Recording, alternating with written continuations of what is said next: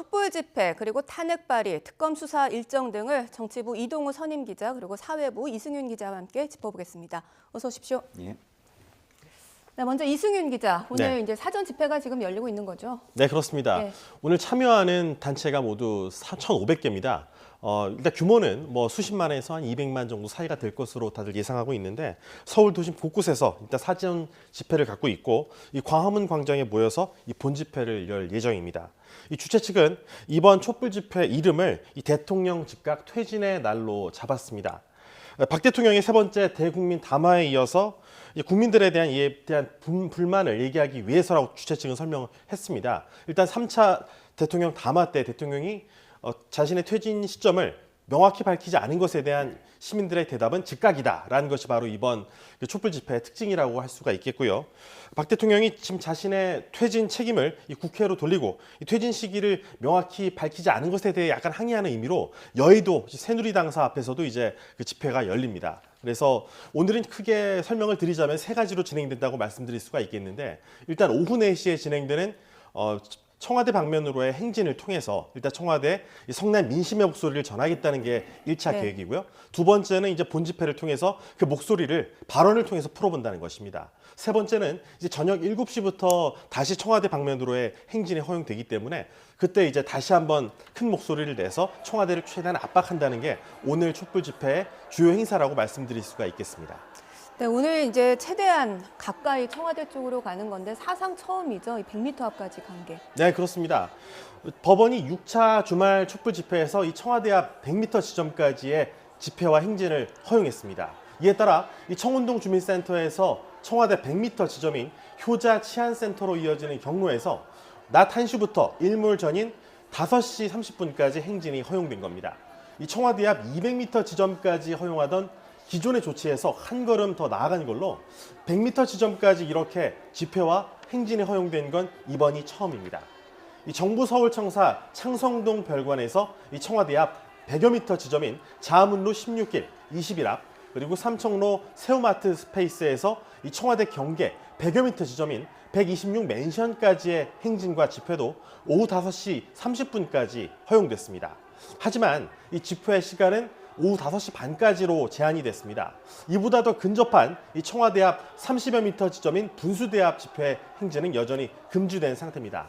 법원은 일부 지점의 행진과 집회가 일몰 이후에도 할 수 있도록 허락을 한 상태입니다.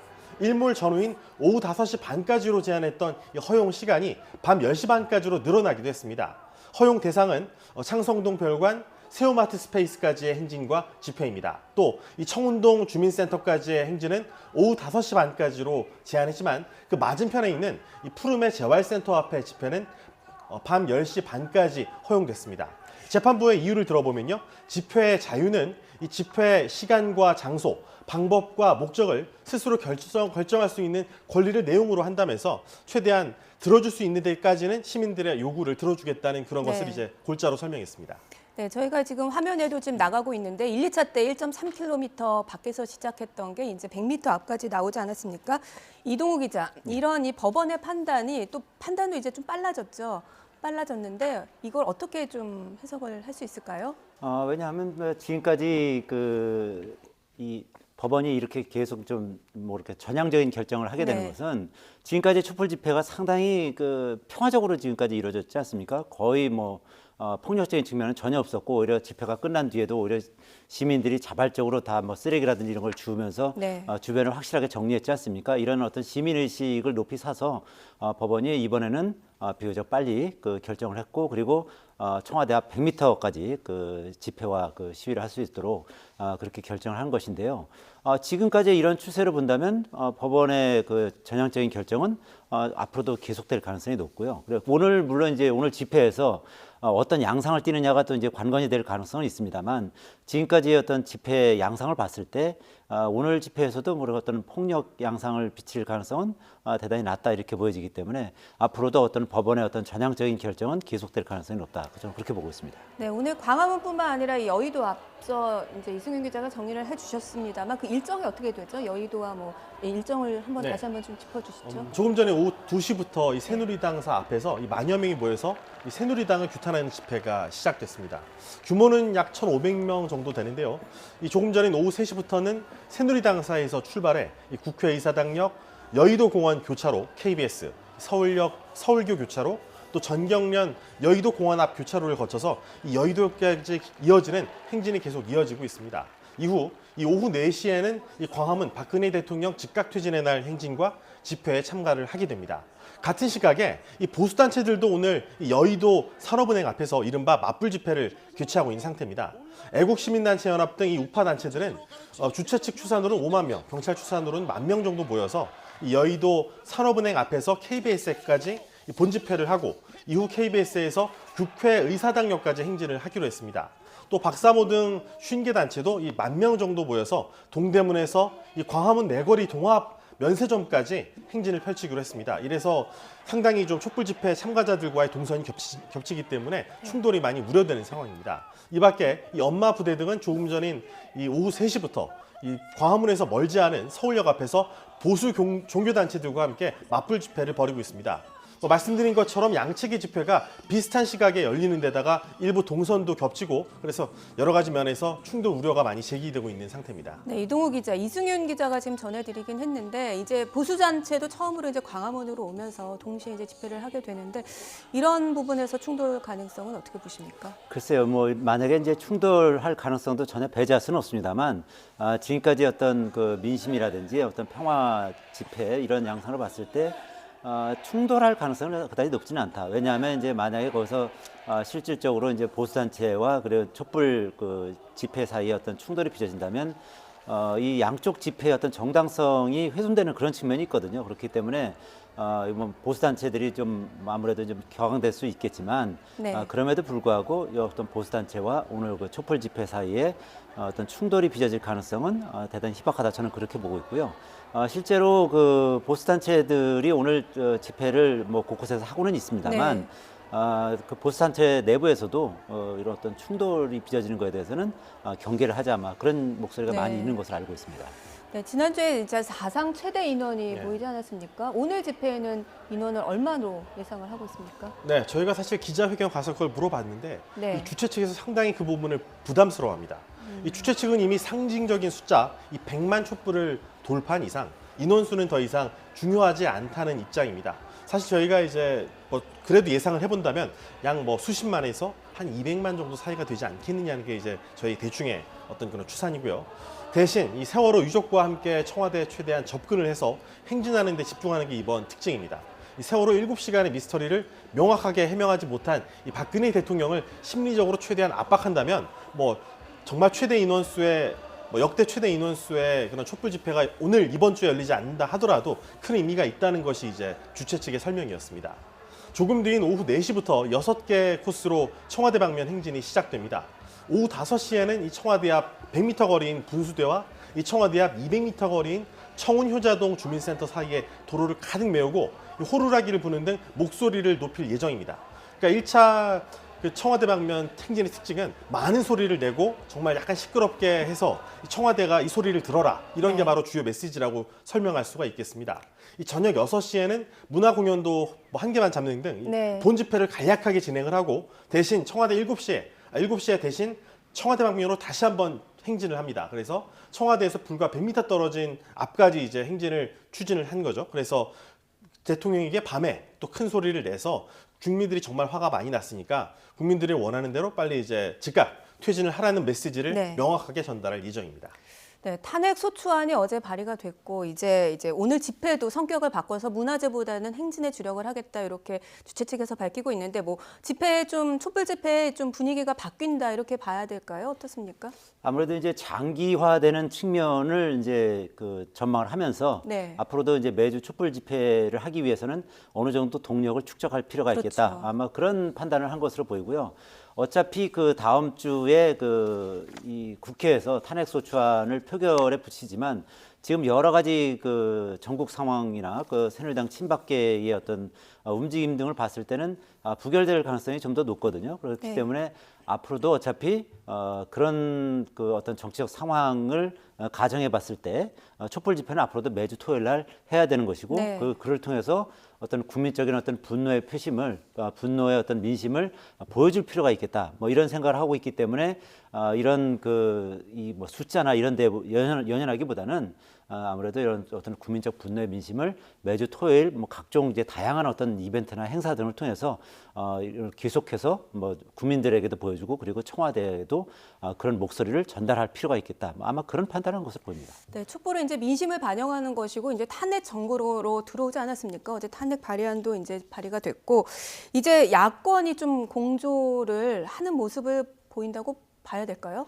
그렇죠. 저 이번 주에 그 야권이 그 대통령의 그 담화 이후에 3차 담화 이후에 공조가 좀 균열되는 그런 양상을 보였지 않습니까? 네. 그러다 보니까 특히 이제 국민의당 같은 경우는 이런 상태에서 새누리당 그 비박계가 지금 여러 가지 흔들리고 있지 않습니까? 네. 비박계 중에 뭐 대통령이 만약에 조기 퇴진을 약속을 한다면 굳이 탄핵을 할 필요가 있겠느냐? 뭐 그런 의견을 표현하는 사람들이 뭐한 20여 명 지금 나오고 있기 때문에 예.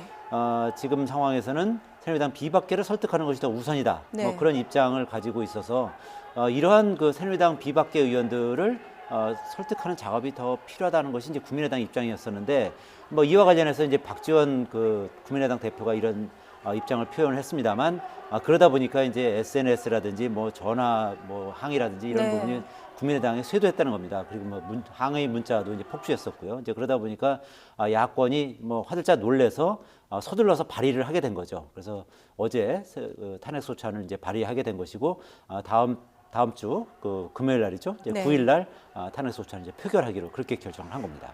일단은 키는 새누리당 비박계가 주고 있지 않습니까? 그래서 이제 청와대에서도 비박계와 좀 해동을 추진하겠다 이런 얘기도 좀 나오는 것 같고 그런데 비박계 내부에서는 이런 탄핵 의지를 두고서 좀 목소리가 엇갈리고 있다고요. 예, 그렇습니다. 특히 이제 새누리당 내 그 비박계 중에 제일 큰 그 무리가 이제 김무성 대표 계보거든요. 거의 한 예. 20여 명 되는데 김무성 대표가 원래는 뭐 탄핵에 선봉에 서겠다라고 주장을 했습니다만 지금 이제 대통령이 4월 30일 날 만약에 퇴진하는 안을 받아들인다면 굳이 탄핵할 필요가 있겠느냐 뭐 이런 입장으로 이제 선회를 했거든요.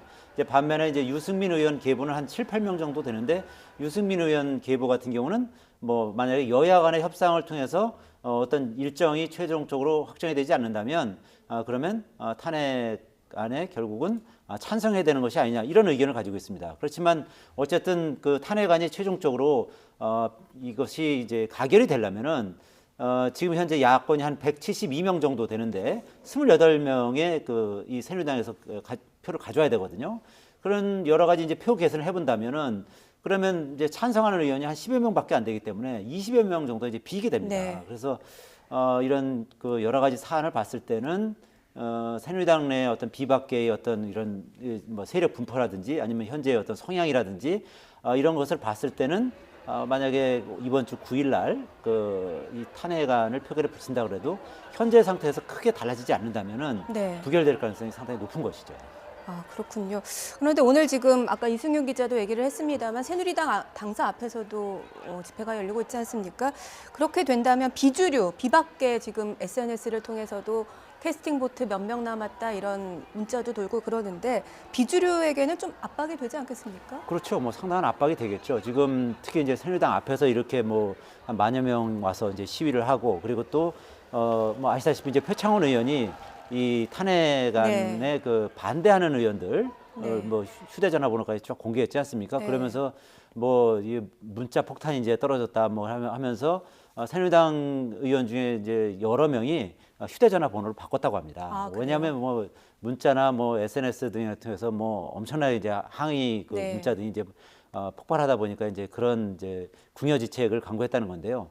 아니 새누리당 비박계 입장에서는 어떻게 보면 현재는 캐스팅 보트를 쥐고 있지만 어떻게 보면 바꿔 얘기하면 가장 부담감을 가질 수밖에 없는 겁니다. 만약에 새누리당 그 야당이 현재 탄핵 소추안을 9일 날 표결에 붙였을 때 만약에 부결이 된다면은 결국은 그 새누리당 비박계가 그 이 국민적 분노의 표적이 될 가능성이 높거든요. 네. 그렇게 되면 지금 이미 새누리당 내 그 친박조차도 이제 패족 상태에 이제 몰려 있는데 네. 비박계마저 이제 어쨌든 국민적 분노에 화살을 맞으면서 상당히 지금 어려움에 처할 수 있기 때문에 새누리당 비박계도 지금 상당히 이제 고민을 거듭하고 있는 그런 상황인 것이죠. 네, 마지막으로 이동우 기자, 이 조금 전에 박영수 특별검사가 이제 첫 정례 브리핑을 가지지 않았습니까? 어떻게 보셨습니까?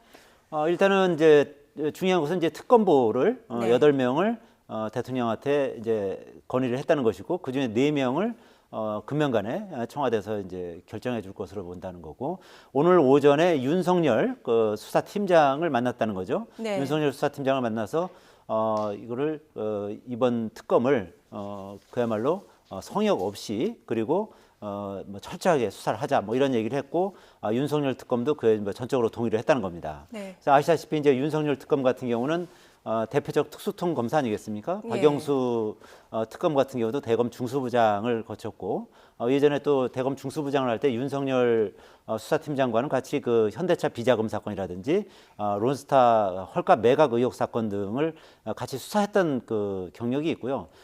둘 사이는 좀 상당히 어떤 신뢰감이 네. 그 깊은 것으로 보이고 일부에서는 뭐 윤석열 그 검사 같은 경우는 전에 그 대선 그 댓글 사건, 네, 국정원 댓글 사건이요. 그렇죠. 그 국정원 그 댓글 사건의 특별 수사팀장을 맡아서 결국 그 항명 사건을 일으키지 않았습니까? 예. 그 당시에 이제 검찰 수뇌부에 그 보고하지 않고 그 국정원 직원을 뭐 체포영장 발부받고 그리고 압수수색한 부분 때문에 결국 징계까지 받고 그랬었는데 뭐 이런 문제 때문에 결국 이 정권과 악연이 있어서 어떤 네. 보복 수사를 하지 않겠느냐 뭐 네. 그런 의혹을 제기한 부분도 있었습니다만 전혀 그런 보복 수사는 한다면은 그게 깡패지 검사겠느냐 뭐 예. 이런 식으로 얘기를 하면서 상당히 윤석열 특검도 이제 공정한 수사를 하겠다 뭐 이런 얘기를 했다는 겁니다. 네, 알겠습니다. 얘기 여기까지 듣겠습니다. 이동우 선임 기자 그리고 사회부 이승윤 기자와 함께 짚어봤습니다. 수고하셨습니다.